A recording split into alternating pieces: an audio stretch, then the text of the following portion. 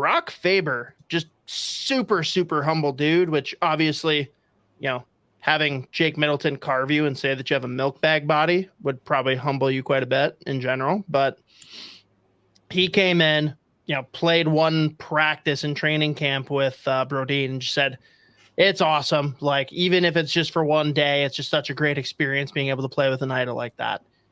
And that just shows like how humble of a kid he is.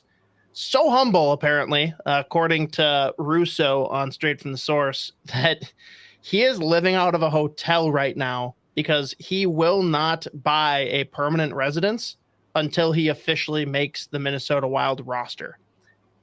I don't know if that's admirable or psychotic. Probably a little bit of both.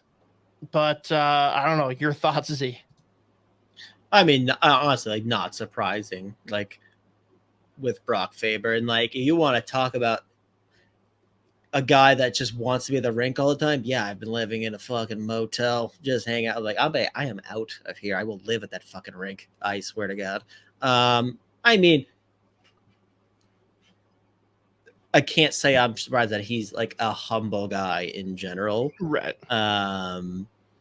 But yeah, I think we can all agree that he's got a above 50% chance of making the squad and being a top 4 defenseman immediately right away. But again, it's again, like you said, though, it's just good to hear like that come from him, just being like humble, like it just being like, yeah, playing with Brodeen, it's great, even if it's just for one, because that means too, like, if that's your approach too, that he is like a sponge every practice, every time they're out there together. And it's just like, well, we all said, like, can you imagine if those two actually, it works out immediately and they're just lighting it up together? Because like, it's the ideal pair. Like, you are never going to have a whole lot of time in your own zone with the other team on the puck if those two are the defensemen, because like we've seen Brodeen do this against everybody in the league.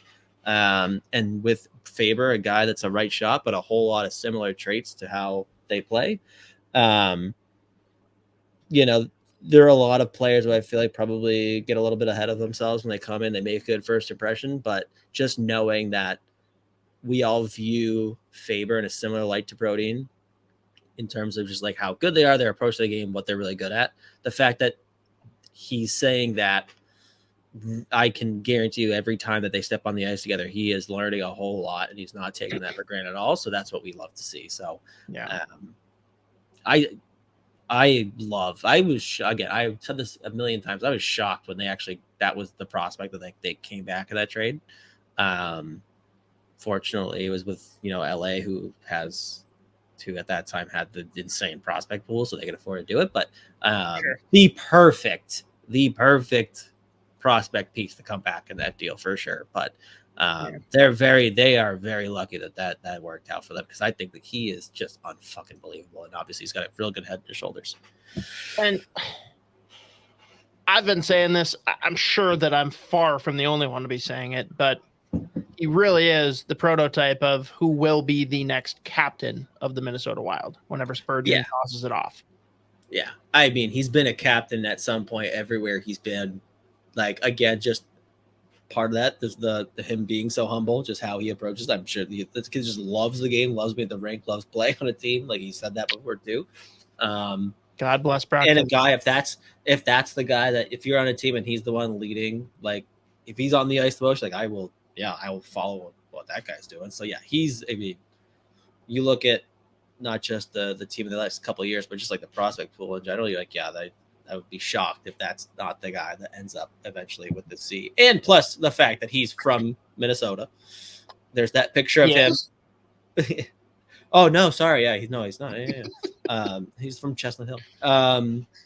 But he wants to be in Minnesota. Like, if you offered him a fucking like 20-year deal, like, yep. Obviously that ties into 2. A 20x2. yeah. I love those. I am obsessed with those. Like, what the Islanders did specifically, the 7-year, $3 million deal. It is unfucking believable. You're obsessed with it, but if it was the Bruins that did it, you would be very unobsessed with it. I would lose my mind. I think it was both Colton Sissons and Calle Yarncrow. They're like 6 years, $2 million. I was like, what? Why? All right, fair enough, I guess. Whatever. But yeah, no, anyways, Brock Faber, I very, very confident that he is going to be not just short term, but throughout his career. He will be a incredible piece on that back end, which will be important as we see, because I feel like, especially in the top four, it's been a lot of the same guys for so long. And now, Dumba's gone now. Suter's been gone for a couple of years. Like it's weird now seeing the transition.